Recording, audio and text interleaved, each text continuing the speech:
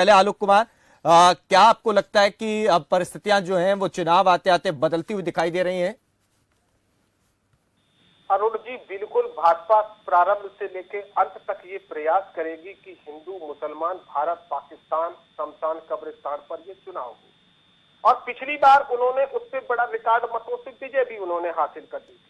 लेकिन उस विजय के बाद उत्तर प्रदेश की जनता ने देखा कि ये सरकार तो झूठे वादे और झूठे इरादों की सरकार है, यह सरकार फर्जी विज्ञापनों की सरकार है। आपको बात आज विकास पे करनी चाहिए थी। ईश्वर सभी के होते हो, लेकिन ईश्वर के जो पुत्र हैं वो क्या परेशानी में। आज ईश्वर का पुत्र किसान को कहा जाता है, किसान अपनी धान खरीद नहीं बेच पा रहा है सरकारी कांटे पर, खाद के लिए डीएपी के लिए लाइन में लगा है, वहां पर दम तोड़ रहा है। और बहुत सारा किसान आवारा अनाथ पशुओं के कारण रात दिन जागकर प्रताड़ित हो रहा है, किसानों को उसकी फसल का मिल नहीं रहा है। अब रही बात प्रवासी मजदूरों की, कोरोना काल में आपने उन्हें अनाथों जैसा छोड़ दिया, व्यापारी का जीएसटी से दिवाला निकल गया है। तो ऐसे में अब चाहे कुछ भी करें, वरिष्ठ पत्रकार मनोज जी बैठे मेरी बात से निश्चित सहमता रखेंगे कि जो अभी बुंदेलखंड में रैला दिखाई दे रहा है, स्वतः पूर्ति आंदोलन दिखाई दे रहा है, ये बता रहा है कि उत्तर प्रदेश की जनता बिल्कुल मान बैठी कि अब ये चाहे कुछ भी करें इन पे विश्वास नहीं किया जाएगा और राष्ट्रीय अध्यक्ष समाजवादी पार्टी अखिलेश जी को निश्चित रूप से मुख्यमंत्री। आलोक जी, हमारे बीजेपी के प्रवक्ता साथी अलायंस पे बात कर रहे थे कि अगर क्षमता होती तो अकेले अलायंस करना। मैं बीजेपी प्रवक्ता साथी से समझ नहीं पाया, ये समाजवादी पार्टी से आप कह रहे थे कि नरेंद्र मोदी से आप दिल्ली में कह रहे थे, जहां 45 राजनीतिक दलों से गठबंधन करके आप वहां पर बैठे हुए और सीख आप हमको दे रहे हैं।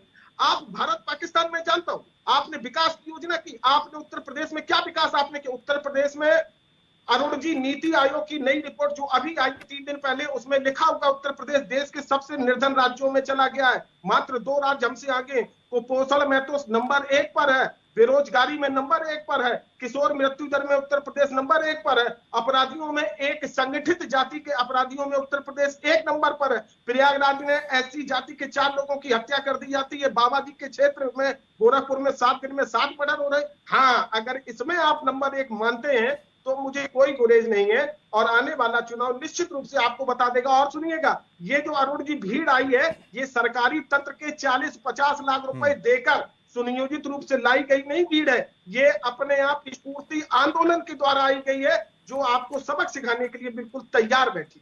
ठीक है अरुण जी, गौरव की बड़ी मिथ्या जानकारी लोगों को परोस रहे थे, या हो सकता है कि पार्टी लाइन से हटके वो अपनी बात नहीं रखना चाह रहे। गौरव जी, आपने लखीमपुर की पूरी घटना देखी होगी।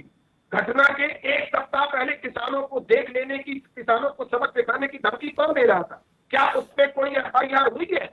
फिर दूसरी बात, घटना जब हो गई उसके बाद किस प्रकार से गिरफ्तारी हुई? और अरुण जी, एक चीज पता कीजिए, जिसका पिता केंद्रीय गृह राज्य मंत्री हो, उसका पुत्र कितने दिनों तक जेल में, कितनी धाराओं में पाबंद पाया जाएगा? और जहां पर अपराध मुक्त की बात करते हैं, उस हाथरस की बेटी जिसकी कल 1 वर्ष पूरा हो गया, तो उस हाथरस की बेटी को रात को आपने जला के मार दिया। आपने गोरखपुर में व्यापारी को 2 मंजिल नीचे से आप जीना से घसीटते हुए आप लेके आए। आपने अभी जो एनकाउंटर किए 7 लोगों के, उस एनकाउंटर में एक जगह अरुण जी देखिए, शाम का वक्त, अंधेरे के वक्त में उत्तर प्रदेश की पुलिस के इतना अच्छा निशाना कि अलग अलग 7 लोगों को पैर के नीचे बिल्कुल 1-8 इंच का अंतर रहा होगा, वहां पर गोलियां लग रही हैं।